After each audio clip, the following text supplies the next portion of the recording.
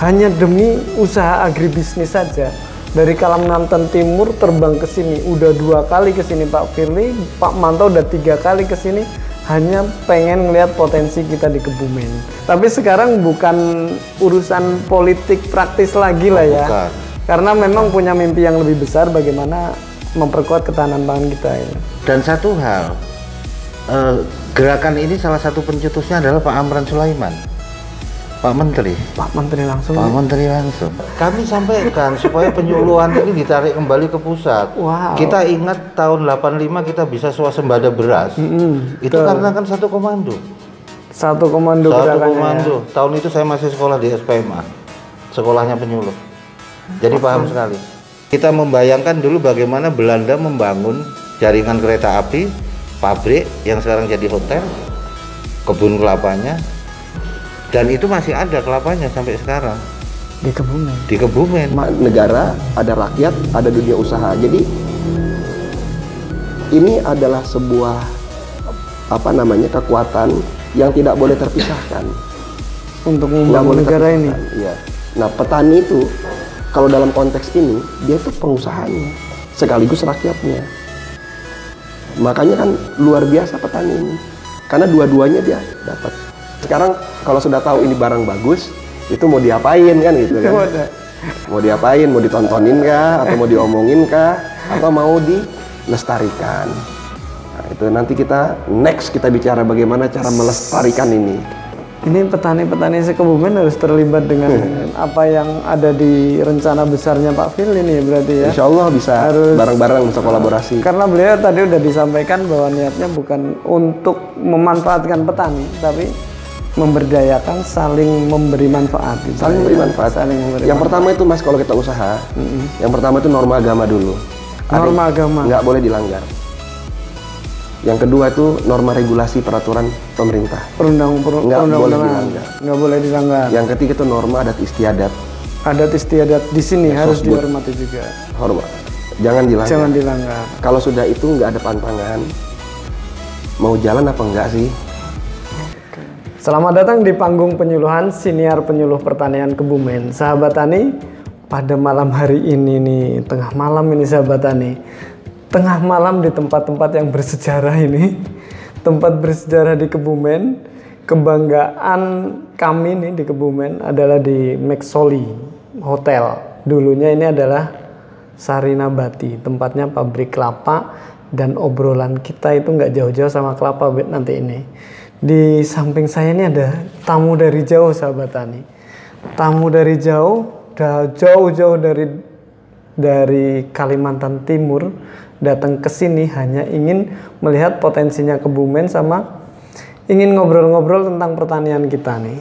Dikenalkan dulu nih Pak. Siapa dulu nih? Bapak siapa dulu silakan nih. Perkenalan dulu sahabat Tani kita nyapanya Pak Manto. Baik, terima kasih Mas Nur. Sahabat Tani, selamat tengah malam ini. Selamat tengah malam di McSolly ya. McSolly Hotel. Ini luar biasa karena McSolly ini di sebelahnya itu ada stasiun Kebumen.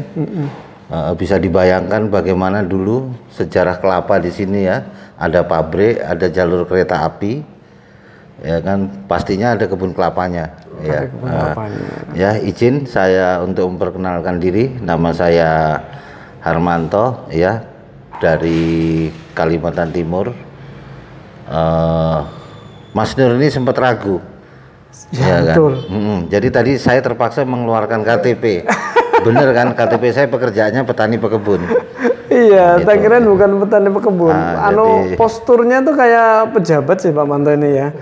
Pantasnya ini orang pusat ini. Ya kebetulan juga sesuai dengan ini ya. Iya nih, kaosnya nih sahabat Tani dikenalkan Pak Manto. Kami pakai ini GPTN, Gerakan Peduli Tani Nelayan. Jadi kebetulan saya ketua umum Gerakan Peduli Tani Nelayan. Ya, ini bagian dari Gerakan Solidaritas Nasional yang berapa waktu tingkat yang nasional lalu. Berarti ini ketua umumnya Pak Manto ya? Kalau GPTN ya. Enggak sembarangan ini saya nih. Kalau untuk GPTN-nya ya. Tapi infonya pengurus KTNA pusat juga Pak Manto? Iya, saya masih juga di sana di nasional. Dan beliau yang ngurusin kayak gini nih, media-media gini ya, di nasional ya. Yang megang akun-akunnya medsosnya KTNA pusat ya. Ini orang-orang KTNA seluruh Indonesia pasti tahu Pak Manto berarti ya. Insya Allah, enggak semuanya. Enggak semuanya. Enggak semuanya, iya. Oke. Tapi ya cukup ya ada yang kenal gitu. Jadi kalau keliling itu ya sangat-sangat dimudahkan lah untuk silaturahmi ya kan. Jadi mungkin kenalannya itu dulu Mas. Oke. Terus di sebelah Pak Mantonya ada bapak-bapak muda yang ganteng nih. Silakan Pak Firly. Makasih. Assalamualaikum warahmatullahi wabarakatuh. Waalaikumsalam warahmatullahi wabarakatuh. Selamat tengah malam. Iya. Tengah malam ya ini ya. Tengah malam. Ini kalau di Kalimantan Timur ini jam 12 lewat 15 ya. Sudah ganti hari. Sudah ganti hari. Selamat dini hari. Jadi nama saya Firly Firdausi ya. Saya dipanggil itu. Saya itu pengusaha di bidang pertanian. Jadi saya bergelut di bidang agribisnis. Seperti itu. Jadi beberapa waktu lalu saya bergerak di bidang usaha yang lain, tapi sejak 5 tahun terakhir alhamdulillah saya sangat suka dengan agribisnis. Jadi bagaimana caranya menambah nilai dalam sebuah kegiatan di bidang pertanian dalam arti luas, saya suka sekali. Seperti itu. Itu dulu. Makasih. Ini yang saya penasaran kenapa saya podcast beliau-beliau ini sahabat Tani. Ini terutama Pak pengusaha muda ini. Muda beneran ya Pak Firly. Kalau boleh tahu ini udah kelahiran kepala berapa ini? Sekarang milenial berarti termasuknya ya? Udah naik 2 tahun dari milenial. Oh, naik 2 tahun dari milenial. Ya muda ya termasuk. Milenial. 8 berapa Pak Firly? Saya 42 sekarang. 42 masih dong. Oh, berarti masih milenial ya? Generasi milenial. Tuaan saya ternyata sama Pak Firly. Alhamdulillah. Masih panjang karena biologis. Tapi pengetahuannya ini loh sahabat Tani yang perlu kita korek ini ya. Nggak apa-apa Pak Firly, kita berbagi malam ini ya. Kita berbagi ke petani. Saya salut terus terang Pak Firly, sahabat Tani. Kenapa saya salut sama beliau-beliau ini? Hanya demi usaha agribisnis saja. Dari Kalimantan Timur terbang ke sini, udah 2 kali ke sini Pak Firly, Pak Manto udah 3 kali ke sini, hanya pengen ngelihat potensi kita di Kebumen. Dan itu yang disampaikan Pak Firly, katanya tertarik di agribisnis. Dan ini benar-benar dinyatakan dalam hal ini dengan hanya pengen saja tahu, terbang ke sini, dan nggak sedikit kayaknya cuan yang dikeluarkan hanya ingin belajar saja. Tapi saya nggak pengen ngajarin, malah saya yang pengen belajar nih malam ini ya. Saya pengen belajar nih, saya pengen belajar nih untuk sahabat Tani. Pak Manto dulu deh nih yang senior nih, kalau ini senior beneran. Beliau itu pengurus KTNA di pusat bidang media, sekarang buat organisasi namanya ya. Iya. Ini organisasi lembaga LSM gitu, sejenis apa ini Pak? GPTN ini yang dipakai ini dikenalin dulu nih Pak. Jadi GPTN Gerakan Peduli Tani Nelayan ini sebenarnya kemarin berangkat terus terang waktu Pilpres. Waktu Pilpres. Iya. Pak Presiden Pak sekarang. Presiden sekarang Pak Prabowo dan Mas Gibran. Pak Manto ini orangnya Pak Prabowo ya. Kita semua ini orangnya Pak Prabowo. Artinya beliau punya kedekatan khusus ya dengan beliau berarti ya. Ya alhamdulillah saya kenal beliau itu mulai dari zamannya beliau pertama kali jadi ketua HKTI di Indonesia. Waktu itu menggantikan Pak Siswono Yudhoyono. Saya ingat Pak Manto juga udah sudah di situ. Sudah di situ. Waktu itu kami mewakili dari Kaltim, Kalimantan Timur. Kalimantan Timur. Iya. Ya alhamdulillah. Kalau kami yang sudah lama kenal beliau Bapak Presiden ya kami paham sekali visi misinya ini untuk terutama terkait dengan ini kedaulatan pangan. Iya nih. Indonesia Emas. Ngobrolin ini nih kedaulatan pangan ini banyak netizen ini para ya petani saya juga di lapangan nih Wah, kalau Pak Prabowo ini pasti yang diutamakan ini nih orang-orang pertanian gitu. Apa benar itu, Pak?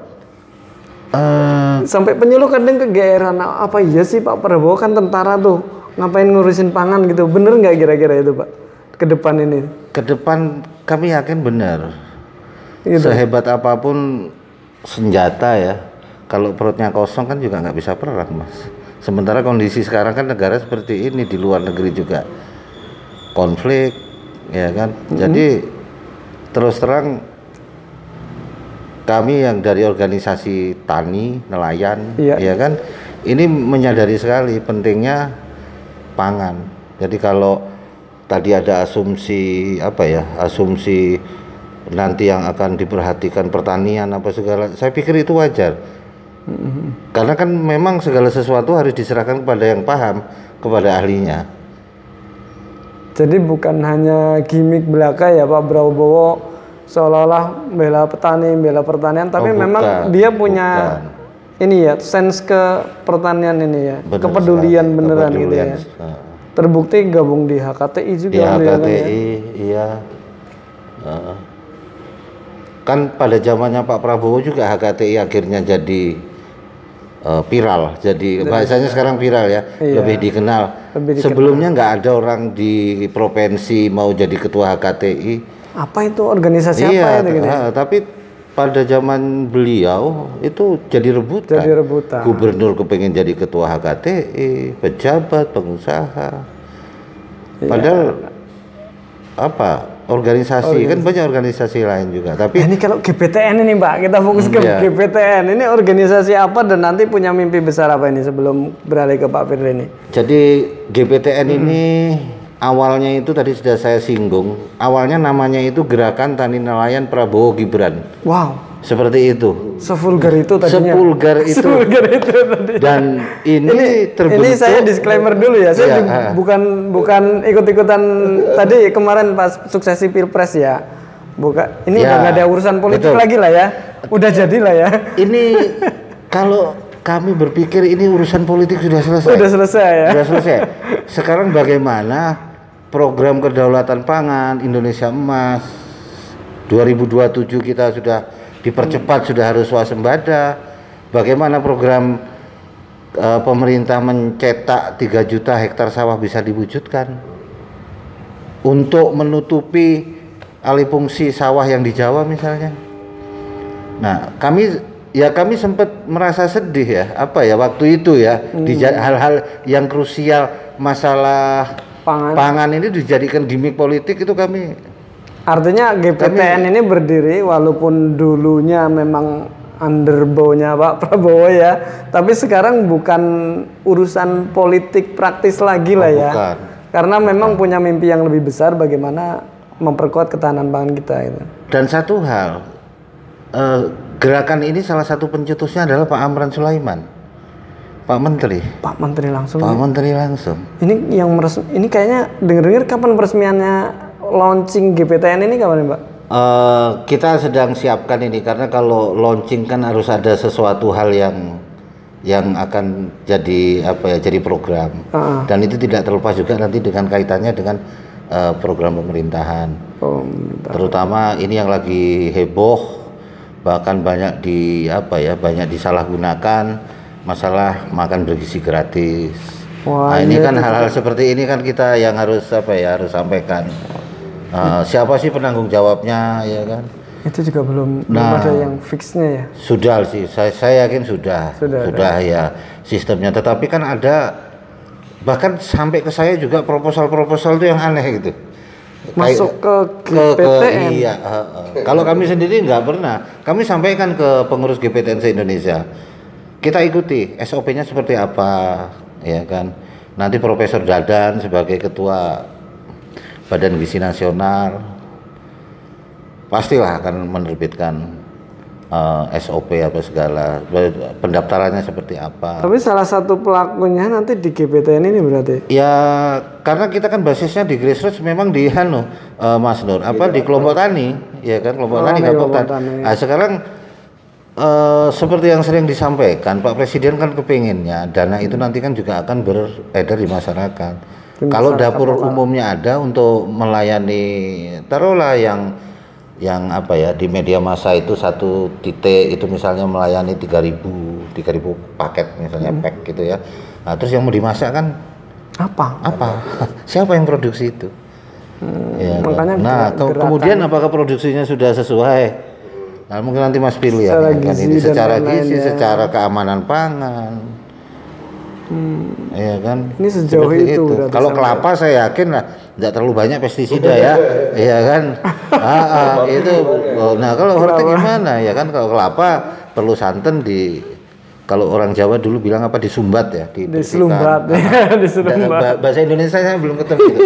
Kalau dikupas beda. Dikupas ya kan? Kulitnya. Beda ya. Tapi kan? Itu selumbat. Itu Mas Nur. Jadi mimpinya bukan hanya sesaat atau bukan hanya kaitannya sama politik praktis GPTN ini, tapi memang benar-benar untuk bagaimana menguatkan petani, menguatkan nelayan, dan mendukung program pemerintah yang dalam rangka penguatan ketahanan pangan ini gitu ya. Salah satunya yang selalu kami gaungkan kan kaitannya dengan penyuluh. Oh, penyuluh juga diurusin. Iya. Berarti saya diurusin sama GPTN juga nih. Terima kasih nih Pak Manto. Kami sampaikan supaya penyuluhan ini ditarik kembali ke pusat. Wow. Kita ingat tahun 85 kita bisa swasembada beras. Itu karena kan satu komando. Satu komando. Tahun itu saya masih sekolah di SPMA. Sekolahnya penyuluh. Jadi paham sekali. Semenjak Orde Baru tahun 65 revolusi, ya toh? 66 Orde Baru itu perlu waktu 20 tahun sampai kita swasembada. Apa yang dibangun? SDM, dibangun SPMA, sekolah. Bahkan dulu ada namanya SUT, selevel SMP, Sekolah Usaha Tani. SMP udah diarahkan ke kejuruan pertanian dulu? Iya. SUT namanya? SUT, Sekolah Usaha Tani. Karena memang benar-benar SDM-nya disiapkan dari dini gitu ya? Dari dini. Nah, bubrahnya ini kan reformasi. Ya mohon maaf.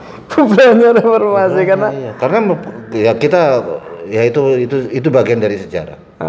Itu bagian dari sejarah. Dan rata-rata setiap ada gerakan seperti itu, taruhlah setiap ada reformasi, coba kita flashback kembali ke belakang. Itu kan biasanya selalu diawali dengan El Nino, produksi pangan turun. 65 seperti itu. Gangguan pangan lah ya. Iya, 98 kita juga kemarau panjang.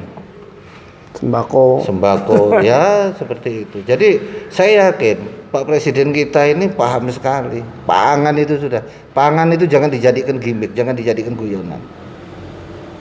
Dan memang benar-benar serius konsep pangan ini ya. Ada saatnya kita punya uang tetapi tidak ada orang yang mau jual bahan pangannya. Terus gimana? Buat apa? Kaya tapi nggak bisa makan. Nggak bisa dimakan. Ya? Makan uang nggak bisa. Nggak bisa ya toh? Nggak bisa makan uang.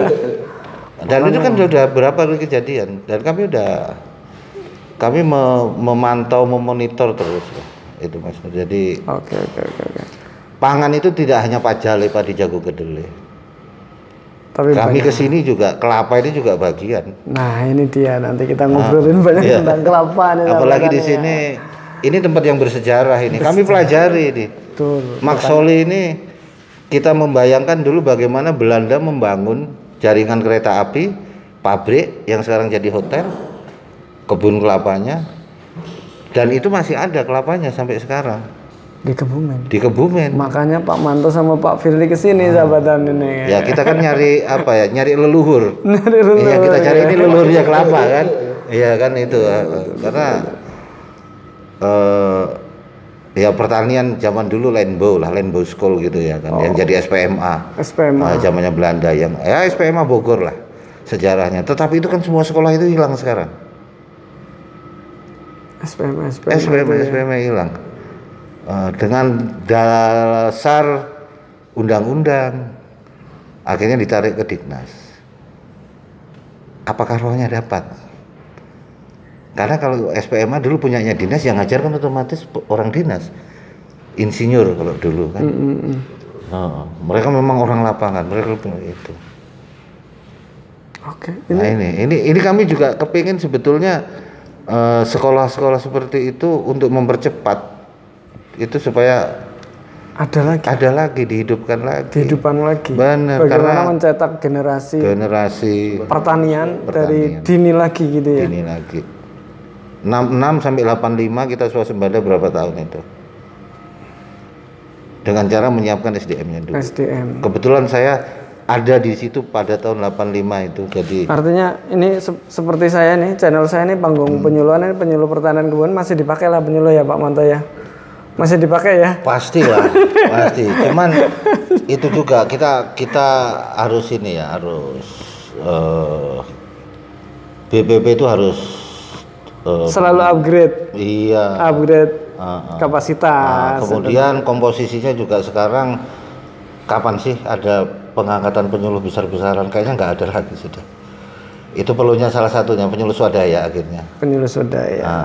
Baik penyuluh ASN atau swadaya, ya akhirnya larinya nanti kan ke kompetensinya. Iya, seingat saya selama saya jadi penyuluh katanya cita-citanya kita di Undang-Undang 16 itu satu desa satu penyuluh belum pernah tercapai nih Pak Manto. Ada kalau dari rasio itu di data kementerian yang pernah kami dapat tuh salah satu yang rasionya mencukupi itu justru Jawa Tengah. Tapi nyatanya belum Pak. Di Kebumen saya aja masih megang. Ini data loh ya. 3 desa, 4 desa gitu loh Pak Manto. Jadi saya pernah membuka data itu data desa sama penyuluh di Jawa Tengah itu sudah sama. Oh gitu. Iya. Coba nanti dicek. Tetapi saya Jawa Tengah sebelah mana ini? Di Kebumen belum Pak. Kalau di Kebumen penyuluh baik ASN PNS, ASN P3K ada penyuluh daerah juga dikumpulin untuk satu desa satu penyuluh belum nyampe. Selama sejarah saya jadi penyuluh Pak, belum pernah nyampe. Mudah-mudahan ke depan karena nggak bisa penyuluhan ini harus ada. Ini harus ujung tombak ini hanya sistem upgrade apa segala, ya kan. Ini ngobrol sama Pak Manto ternyata harusnya satu podcast sendiri nih, nggak berdua nih. Belum lagi Pak Firly ini lebih banyak lagi nih ilmunya nih Pak. Gantian nih sahabat ini. Kita bisa nanti bahas ya kan. Aslinya harusnya segmennya sendiri-sendiri nih. Pak Manto nih obrolan ternyata apa yang ada di benak Pak Manto ini kalau kita kulik ini banyak banget. Dan yang jelas beliau ini orang pusat ternyata sahabatan ini. Tolong sampaikan salam dari penyuluh untuk Pak Prabowo ya Pak. Siap. Ya sekarang Pak Firly nih. Pak Menteri kita kan dulu Pak juga Menteri penyuluh ya katanya juga ya. Dia. Iya, jadi beliau sangat paham itu kenapa kemarin kita teriak-teriak supaya penyuluh ditarik ke pusat lagi ya kan. Tapi infonya emang mau ditarik ke pusat ini Pak. Mudah-mudahan. Iya, karena beberapa waktu yang lalu kan Pak Menteri pernah juga ngasih clue lah gitu ya. Ya kita harus segera karena ini terkait dengan penyuluh misalnya gitu kan. Ini mudah-mudahan aja. Ya kan. Peraturan selama itu tujuannya baik, undang-undang kan bisa diperbaiki, direvisi lah. Karena kita tahu semenjak penyuluh ini lepas dari pusat, ya kan itu banyak sekali kejadian di bawah. Ini saya nggak ikut-ikut bukan menyalahkan bawah ya Pak Firly ya. Bukan menyalahkan bawah ya. Tapi memang kejadian gitu, case per case gitu lah ya, ada kasus gitu lah ya. Iya, karena akhirnya penyuluh itu ya akhirnya ada yang terlibat di politik praktis apa segala, kemudian gitu. Karena kepentingan daerah mungkin ya, kepentingan itu. Kemudian kan banyak yang dari fungsional ke struktural.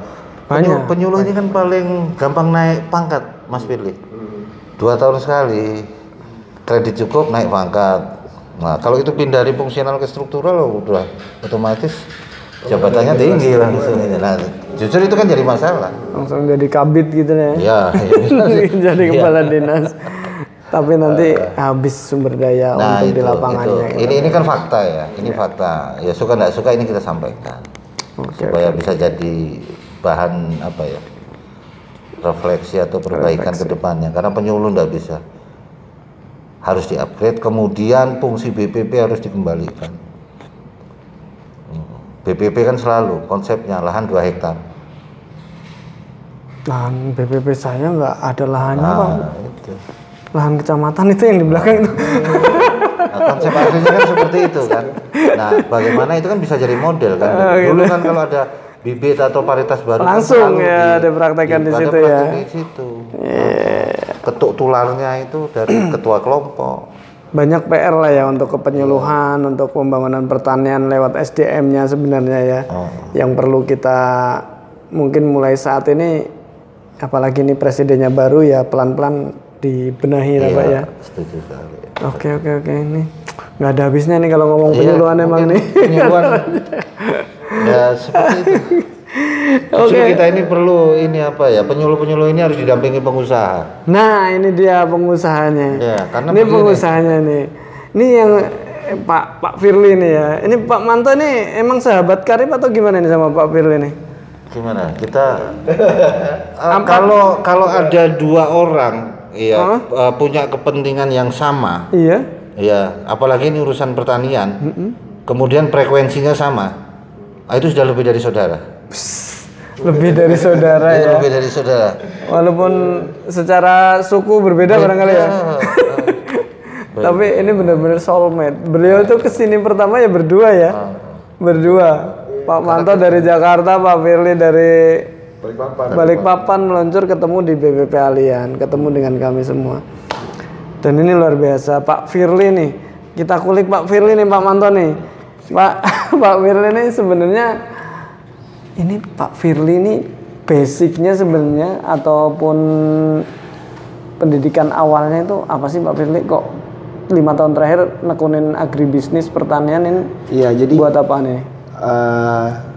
Basic pendidikan itu ya nggak tinggi-tinggi amat, kuliah juga nggak tuntas karena keterbatasan. Zaman dulu kan nggak seperti sekarang keadaannya. Padahal S3 jangan-jangan Pak Manto ya. Kalau sudah selesai nanti nggak belajar lagi mas soalnya ya kan? Gitu. Jadi kuliahnya belum selesai. Kalau udah selesai nanti nggak belajar lagi kita. Jadi tapi di pertanian apa di disiplin ilmu yang lain gitu maksudnya Pak Firly? Basicnya sih kan manajemen. Oh manajemen. Basicnya manajemen. Jadi manajemen kan tata kelola. Tata kelola keuangan dan tata lainnya lah tata ya. kelola apapun. Apapun. Ya tinggal sekarang kan kita mau dalami yang mana atau pengen tahu yang mana agar itu dapat diaplikasikan sesuai dengan tata kelolanya kan, ditata kelola kan gitu. Sederhana kan. Apa sih ya ditata dulu. Data buat apa? Dibuat dikelola supaya apa semuanya itu teratur. Ada kalau sudah teratur berarti ada efisiensi, ada efektivitas, ada kecepatan di situ. Berarti kan sudah ada penambahan nilai. Mudah kan begitu? Ini kalau pengusaha ini ngobrolnya udah sampai to the point ini ya langsung ya.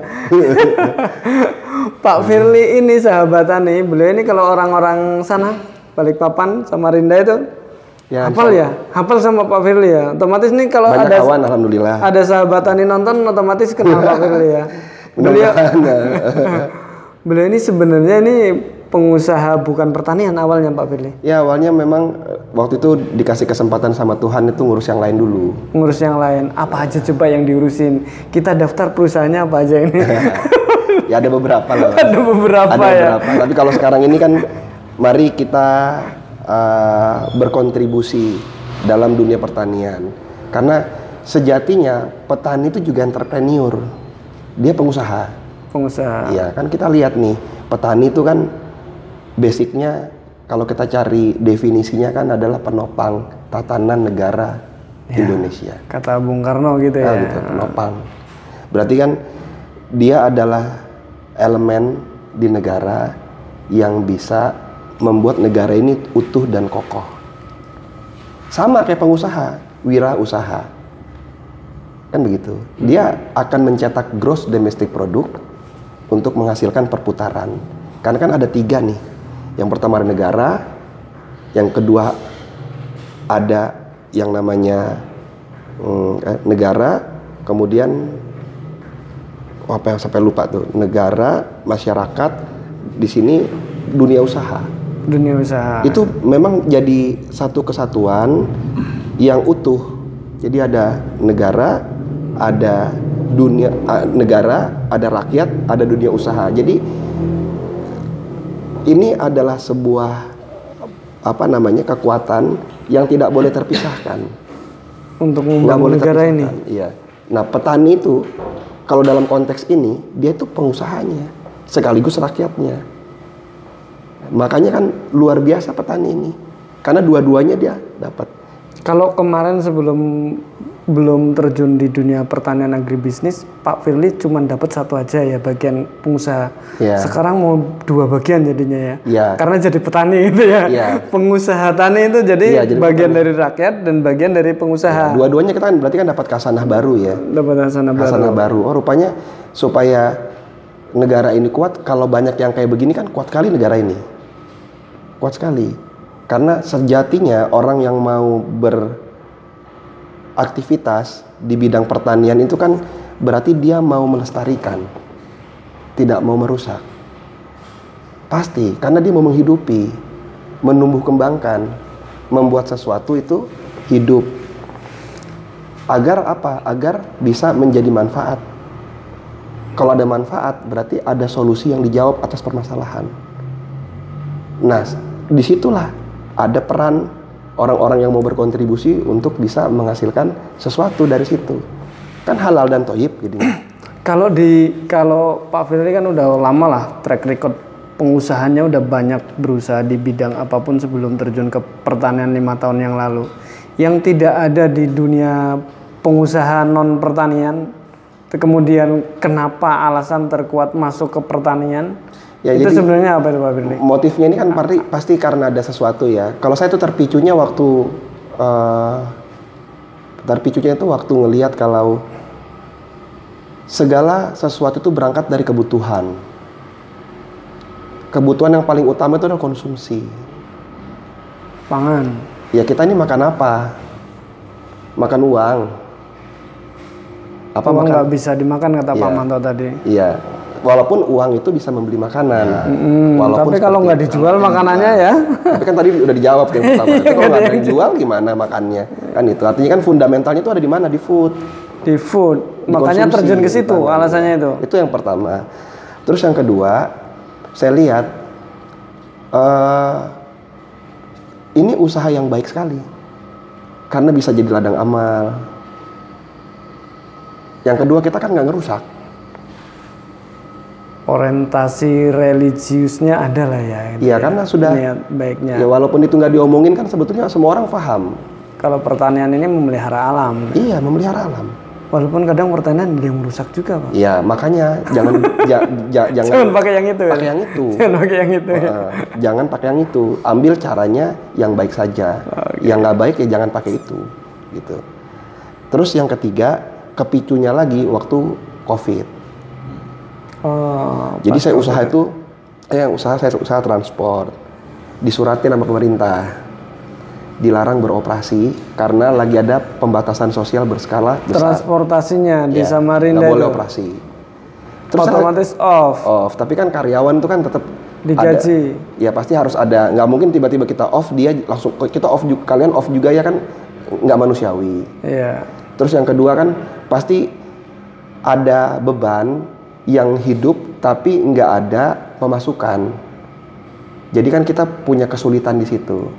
Saya langsung mikir, usaha apa ya yang kira-kira itu terjadi apapun nggak ada surat yang kayak gitu. Karena ini ada pembatasan nggak boleh makan 3 kali sehari ya. Oh gitu. Ada nggak kira-kira yang begitu? Nggak ada. Nggak bisa. Justru petani harus tetap bekerja waktu itu Pak. Iya kan berarti kan fundamentalnya terjawab lagi. Dua sudah terjawabnya. Oh berarti kenapa nggak diseriusin? Kenapa nggak ditata kelolain? Gitu supaya semuanya itu bisa seperti apa yang kita pelajari, apa yang kita mau terapkan itu bisa sesuai sama strateginya bagaimana, cara mewujudkannya seperti apa, manfaat apa yang bisa kita buat dari situ, apa solusi yang bisa menjadi manfaat. Dan Pak Firly melihat di dunia pertanian ini sebegitu menjanjikannya. Karena berarti luas ya? sekali. Jadi pertanian ini kan sangat luas. Ada pertanian dalam arti luas, ada pertanian yang berhubungan dengan itu, ada pertanian banyak kan.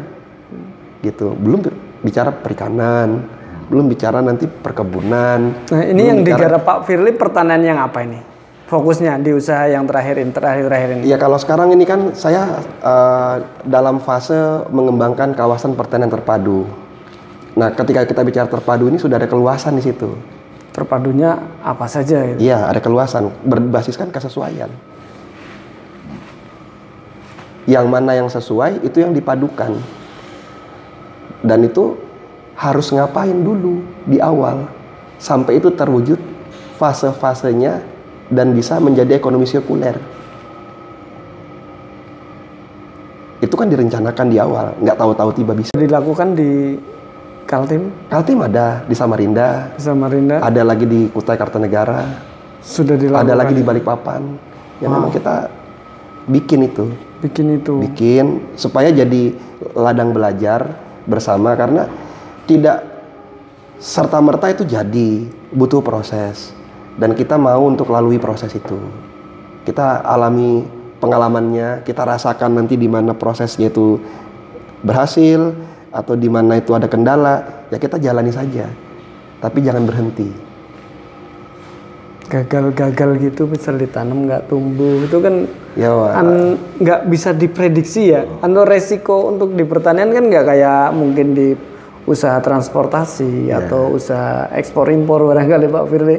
Ini kan beda ya. Ini main basicnya waktu. Kan beda Pak Firly. Kan ini main waktu. Resikonya juga lebih tinggi ini nggak atau gimana? Ya, jadi memang harus banyak yang di engineering kalau pertanian itu. Mulai dari land dan humannya supaya bisa wujud. Jadi kan PR-nya lebih banyak itu artinya. Pekerjaannya banyak itu Pak Firly. Disitulah tantangannya. Disitulah tantangannya. Bisa nggak kita atasi? Nggak sesederhana bikin transportasi itu kan, kalau di pertanian artinya kan? Ya, jadi ini kan relatif ya Mas, relatif. Kalau kita ini usaha A, usaha B, usaha C, itu kerumitan tuh relatif sama situasinya kita. Relatif sekali gitu. Tapi kalau kita lihat yang variabelnya terlalu banyak, ya ini pertanian. Betul. Terlalu banyak variabelnya. Tetapi jangan dibikin repot. Ini masalah gampang tapi tidak mudah. Masalah gampang tapi tidak mudah, sahabat. Karena artinya gini Pak Firly, jarang sekali orang-orang yang memang sudah menikmati usaha di dunia lain, dunia non pertanian artinya ya. Kemudian melihat usaha pertanian kayak perbankan aja lah, perbankan aja yang percaya penuh dengan petani gitu, dengan pertanian, itu kan masih minim karena memang resikonya cukup rumit itu tadi loh. Ini gini, ini kan saya nyambut tadi apa yang disampaikan Pak Manto. Jadi kita ini semua itu punya bagian kerja, bagian kerja. Karena ekonomi ini nggak berjalan itu kalau nggak ada barang, atau nggak ada jasa. Segala sesuatu itu bisa bernilai apabila dia punya produk. Kalau bukan barang, jasa. Ya jasa. Tapi kan ada komoditinya. Ada sesuatunya yang ada objeknya. Ya. Gitu. Nah, sekarang kalau kita sekarang mau jadi eksportir, kita labelin kita eksportir.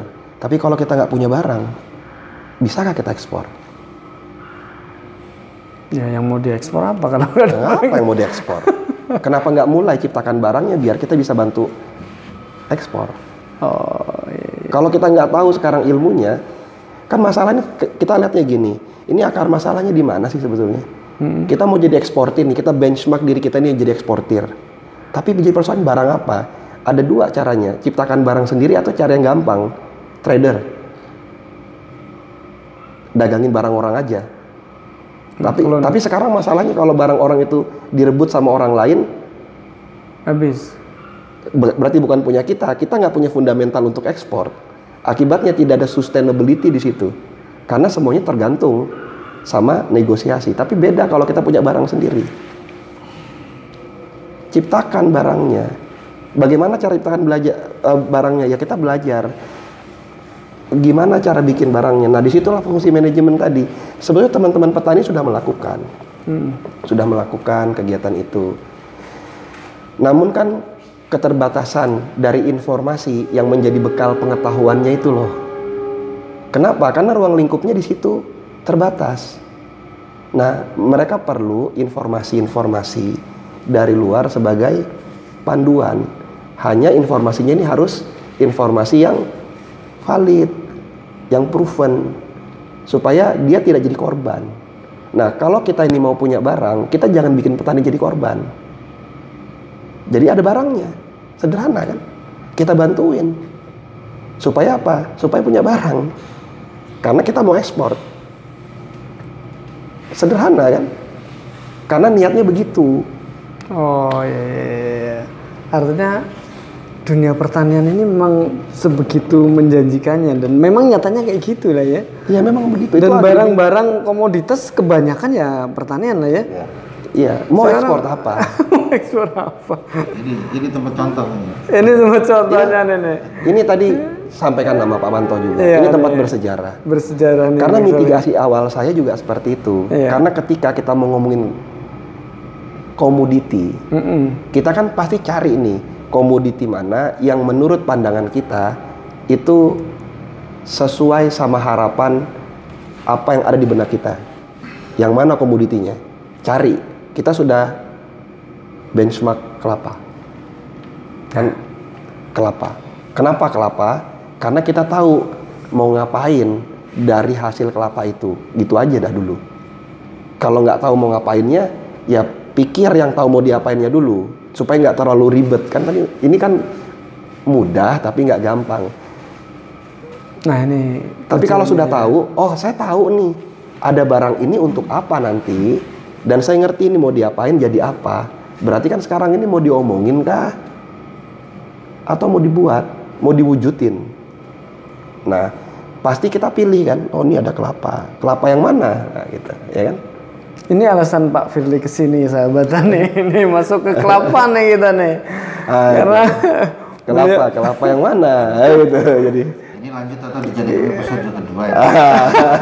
ini jangan-jangan udah panjang banget nih. Ini Pak Manto dan Pak Firly ini kesini salah satunya adalah itu tadi udah diceritakan panjang karena memang selaku pengusaha Pak Firly itu sadar bener pengusaha tanpa komoditas, tanpa barang atau jasa yang dijual ya nggak akan bisa. Eksportir nggak ada barang yang diekspor juga nggak akan bisa. Sementara barang-barang yang ada di dunia ini sebagian besar adalah komoditas-komoditas ya food konsumsi. Food konsumsi, pangan dan semua itu ada di petani. Ada di Makanya harus baik-baik kalian semua sama petani ya. Tentu saja. Tentu saja. Para pengusaha ya kayak Pak Firly nih. Nah ini program ke depan nih. Kenapa melirik komoditas kelapa dan sampai ke sini yang orang banyak mengenal adalah kelapa Genjah Entok Kebumen. Saya sebelumnya nggak kenal Pak Firly, nggak kenal Pak Manto hanya karena kelapa nih. Di episode beberapa bulan yang lalu beliau itu screenshot obrolan podcast saya di sini juga sama Pak Ismail Maskromo ya. Pak Ismail Maskromo selalu nonton ini konten kita ini Pak Firly. Salam Pak, salam Pak. Beliau adalah pemuliaannya atau pelepas varietas waktu itu di saat awal dilepas sampailah ke Pak Firly dan tamunya sampai ke sini udah 2-3 kali sampai ke sini Pak Manto hanya untuk melihat varietas keunggulan kita. Ini yang dilihat oleh Pak Manto dan Pak Firly. Apa dari Kebumen kok bisa meliriknya ke komoditas kelapa dan kelapanya juga kelapa Genjah Entok Kebumen ini apa? Ada apa yang dibalik ini Pak Firly? Nah gini, ini saya cerita fundamentalnya dulu. Ya. Kalau ada tempat produksi berarti ada sumber bahan baku. Nggak mungkin tempat produksi itu jauh dari sumber bahan baku. Asas efisiensinya tuh nggak logika. Nggak masuk lah ya. Iya, nggak logika.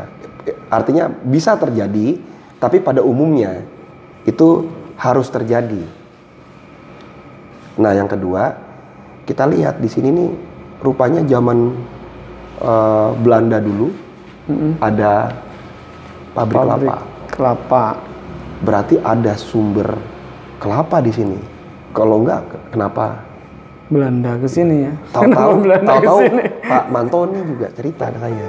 Oh gitu. Oh, itu ayahnya Pak Presiden itu orang Kebumen loh. Pak Prabowo ya. Dari sini. Orang ngapak ya. Cerita Pak Manto ke saya. Saya ngeliat lagi, oh ini juga lebih bagus berarti.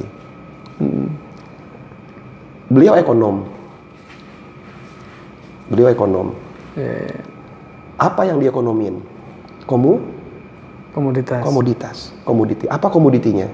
Yang berhubungan sama industri. Industrinya apa? Kalau ada pabriknya. Apa? Mangga. Kelapa. Ya, kelapa. Pabriknya minyak kelapa di sini. Maxol ini pabrik minyak kelapa besar dulu di sini. Kelapa. Iya. Nah, itu jadi semangat. Jadi latar belakang sejarah itu menjadi bagian dari bagaimana memilih komoditas itu. Berarti kan zaman dulu tuh ada ekonomi yang berputar di sini yang sangat bagus. Yang bagus ya. Berarti kan ada PIT di sini. Karena itu sudah ada sejak dulu dan punya durability yang sudah pasti terwujud. Kalau enggak, kan orang bikin industri itu pasti dia akan melaksanakan rekayasa sedemikian rupa agar itu jadi bagus. Karena apa? Karena dia butuh bahan bakunya terus untuk menjaga sustainabilitas kegiatan usahanya. Berarti kan ada effort yang dilakukan oleh orang-orang terdahulu dalam melestarikan itu. Itu sudah logika saya berpikir. Berarti ada PIT di sini. Kalau ada PIT-nya, kita mau lihat yang mana? Kita mau tahu gimana? Makanya sampai ke sini. Sampai ke sini. Mencari leluhur. Mencari leluhur. Itu. Leluhurnya kelapa ini. Dan pertama kali Pak Firly ke sini saya nggak nyangka loh. Masa sih dari Kalimantan Timur ujuk-ujuk ke sini dan tiba-tiba udah sampai alun-alun dan tiba-tiba udah sampai BPP Alian dan hanya pengen tahu leluhur ini ya kelapa ini ya Pak. Ya kan berangkatnya dari kegiatan yang nyata kan. Artinya ini ada pabrik, pasti ada sumber bahan baku. Baru cerita yang tadi. Tinggal kita ya ibaratnya kita mitigasi awal, kita lihat supaya kita melangkahnya itu sangat tertib lah. Menurut apa yang patut kita jadikan pedoman gitu ya. Berdasarkan kejadian-kejadian yang pernah terjadi terdahulu gitu. Nah, kan akhirnya kan yang kemarin udah dibawa keliling tuh. Udah lihat juga gitu udah kan. Minum juga ya kelapa mudanya udah ya. cerita yang kemarin tuh ya kan. Udah buktiin lah ya. Kan sekarang kalau sudah tahu ini barang bagus, itu mau diapain kan gitu kan. Mau diapain, mau ditontonin kah atau mau diomongin kah atau mau dilestarikan. Nah, itu nanti kita next kita bicara bagaimana cara melestarikan ini. Ini petani-petani sekebumen harus terlibat dengan apa yang ada di rencana besarnya Pak Firly nih berarti ya. Insya Allah bisa bareng-bareng bisa kolaborasi. Karena beliau tadi udah disampaikan bahwa niatnya bukan untuk memanfaatkan petani, tapi memberdayakan, saling memberi manfaat. Gitu saling memberi manfaat. Yang pertama itu Mas kalau kita usaha, yang pertama itu norma agama dulu. Norma agama. Nggak boleh dilanggar. Yang kedua itu norma regulasi peraturan pemerintah. Nggak boleh dilanggar. Nggak boleh dilanggar. Yang ketiga itu norma adat istiadat. Adat istiadat di sini ya, harus dihormati juga. Jangan dilanggar. Jangan dilanggar. Kalau sudah itu nggak ada pantangan, mau jalan apa enggak sih? Oke. Itulah ini. Ini sekarang. Cari wisdom di Pak Manto lagi nih. Silakan nih Pak Manto nih. Pak Manto, masukan apa lagi nih? Wisdomnya apa ini buat kami lah. Ini biar nggak kepanjangan, langsung mungkin ke ini Pak Manto. Kami di sini kan adanya seperti ini. Pak Manto sudah lihat, sudah keliling-keliling kebun kelapa, keliling-keliling pertanian di wilayah Kebumen. Langsung saja ke pesan-pesan buat satu, kami selaku petugas penyuluh di Kebumen. Yang kedua, buat petani-petani kami yang memang ya seperti ini adanya. Seperti ini adanya, usaha tani di sini juga seperti ini adanya. Tingkat apa? Kalau mohon maaf ini nggak tahu se-Jawa Tengah masih termiskin apa enggak ini Kebumen.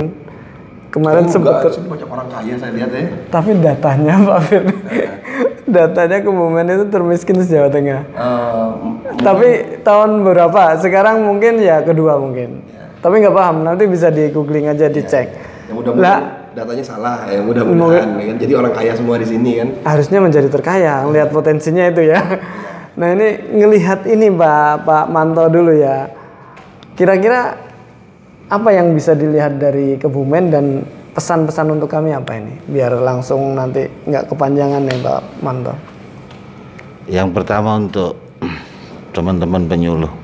Ya siap. Kebetulan saya banyak bergaul dengan penyuluh karena dulu saya sekolahnya di sekolah penyuluhan juga kan. Senior ini berarti ya. Bahkan ikatan dinas waktu itu. Us. Cuman nggak mau jadi PNS ya? Iya. Gajinya terbatas maksudnya? Bukan masalah itu, bukan. Ya. Karena waktu itu orang tua nyuruh untuk lanjut pendidikan. Oh, ya. Itu kenapa saya juga jadi penyuluh swadaya.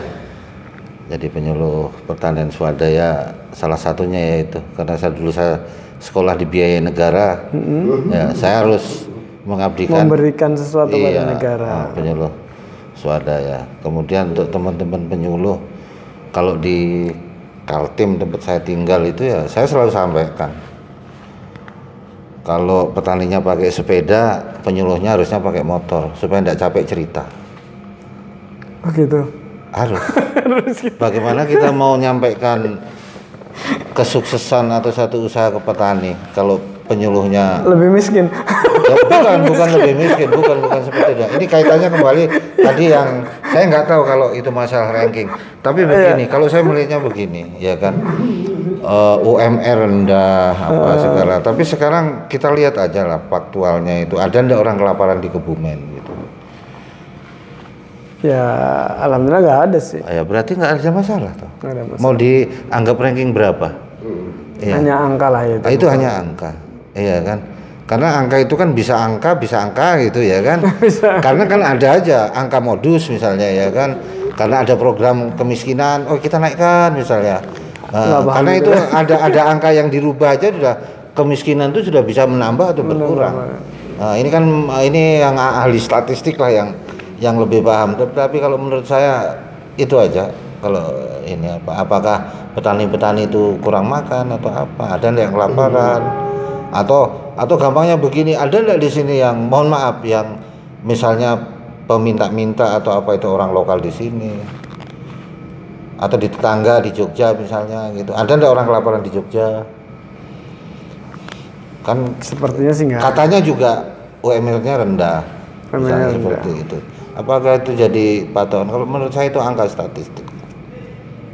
Ya kan. Orang contohnya begini, orang ribut masalah beras, akhirnya impor. Tapi buktinya apa? Sampai warung di gunung-gunung atau di tengah kota, tidak kesulitan orang beli beras. Iya kan? Ada beras. Ada tuh. Ada pangan. Sampai mau beli beras harga berapa? Harga 9.000, variannya banyak. Ya, harga 20.000. Tergantung kemampuan. Artinya pangannya masih tersedia ya. Iya, yang parah kan nanti punya duit nggak bisa beli beras. Nah itu. Jadi tadi saya kembali ke tadi, jangan dijadikan gimmick. Iya. Urusan pangan ini, saya sedih kemarin itu. Segitunya politik kita itu. Tapi itu sudahlah, kita udah sepakat tadi ya. Ini bukan sepakat, urusan politik, praktis lagi lah ya. Berarti sudah. Sekarang kayak apa kita ke depan? Semuanya harus menjalankan tugas masing-masing. Siap. Kalau ada yang produksi, Mas Pilih bisa ekspor nanti. Ya kan.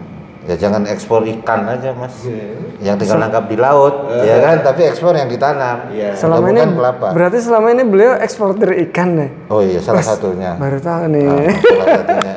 Salah satunya berarti usahanya banyak nih ya. Mungkin itu Mas. Oke. Nggih, matur nuwun ini. Mungkin kata-kata ini closingnya Pak Manto nih untuk petani apa? Untuk penyemangat petani kita, untuk penyuluh kita apa? Harus ngapain kita? Ya kita harus tetap bekerja di bidang kita, terutama untuk memproduksi pangan dan pakan ya. Iya. Tetapi kita harus mengikuti ilmu teknologi yang sekarang, presisi farming, efisiensi, kemudian kayak apa kita menambah atau meningkatkan pendapatan?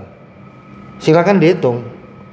120 hari atau 110 hari kita menanam padi, sebetulnya di sawah berapa hari? Nah, ini ide-ide ini yang harus bapak-bapak teman-teman kita penyuluh menciptakan dengan Mas Billy, ya kan? Usaha apa yang bisa dibuka lagi? Sampai ngitung berapa, Mas Adi, ya kan? Kita nanam padi. Apakah kita hari-hari di sawah? Kan enggak juga. Artinya ini pesannya Pak Manto nih buat kita penyuluh atau buat petani, bagaimana bertani itu harus jelas ya. Jelas. Harus jelas mau menuju kemana, pakai teknologi apa, dan tahu nanti keuntungannya. Jangan bertani yang tidak menguntungkan gitu loh ya. Bertani itu tidak ada yang tidak menguntungkan. Tidak ada yang tidak menguntungkan. Pasti menguntungkan. Kita nanam pohon apapun, dia yang jelas menghasilkan oksigen untuk bernapas. Menghasilkan minimal oksigen. Minimal oksigen. Bahkan sekarang ada istilah carbon trade apa segala yang Oke. Seperti itu. Makasih Pak banyak, Manto. banyak ini. Ya sip. Ini banyak banget masukan buat kami sebenarnya dari Pak Manto nih. Keobrolannya ini kalau bisa dikupas tuntas ini 3 jam nggak selesai nih. Ini matur nuwun Pak Manto. Tinggal Pak Firly nih closingnya untuk kami semua di Kebumen ini, terutama yang tadi notabene-nya adanya kami seperti ini Pak Firly. Udah keliling juga Pak Firly ke lapangan, lihat-lihat potensi komoditasnya kita kayak gini. Yang harus digali lagi atau yang masukan buat kami itu harus ngapain nih Pak Firly? Iya, jadi saya itu melihat sumber daya alam yang ada harus dapat dimanfaatkan sebaik-baiknya oleh sumber daya manusia secara baik dan benar. Itu yang pertama, secara baik dan benar. Terus yang kedua, bagaimana yang sudah ada ini bertahan dan bisa mendapatkan nilai baru. Itu yang namanya value added dari situ. Gimana caranya yang ada ini bertahan dan melangkahnya itu mendapatkan nilai tambah. Nilai tambah yang baru. Ya, nilai tambah. Sebetulnya banyak hal yang bisa diciptakan dari kegiatan yang sudah ada tanpa harus diversifikasi. Ada. Kalau kita ini nggak bisa meninggikan pendapatan kita, setidaknya kita efisiensi dulu cost kita. Jadi itu menambah beban. Jadi tadi pendapatannya UMK itu paling kecil se-Indonesia misalnya. Tapi cukup enggak? Kalau cukup kan ya sudah. Kan begitu. Justru kalau itu mau dinaikkan malah inflasi. Nggak seimbang jadi. Malah nggak bisa, kan tadi udah dibilang ini kesesuaian basisnya. Karena kita ini nggak hidup sendiri. Ada Kalimantan Timur yang mungkin tidak seluas ini lahan pertaniannya, tetapi dia berkontribusi sangat besar dari sektor pertambangan, sehingga devisa negara ini jadi besar sekali karena ada kontribusi dari Kalimantan Timur di sektor pertambangan.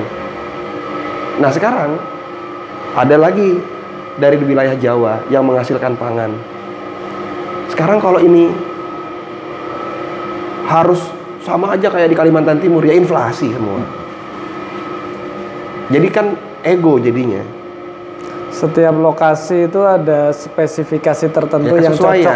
Ya, idealnya tuh gimana gitu. Supaya semua kita ini nggak ngelihat kita ini sendiri, bahwa kita ini adalah satu kesatuan yang harus saling jaga supaya keseimbangan itu tercipta. Jadi harmoni. Nah, jadi jangan kita berpikir untuk bagaimana caranya ini nilai kita, bagaimana caranya agar ini bisa dapat sebanyak-banyaknya yang mengakibatkan orang lain jadi menderita. Tapi nilai tambah apa yang kita bisa wujudkan untuk mendapat manfaat baru,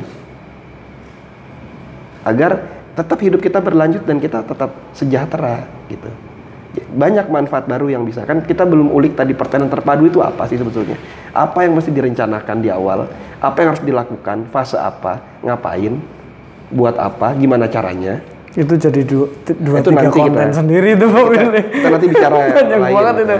Jadi itu artinya tadi kan sudah 2 ya. Nah terus yang terakhir, jadikan aja ini sebagai sebuah wujud ibadah kepada Tuhan dengan ikhlas. Biar Tuhan yang mengatur makhluknya.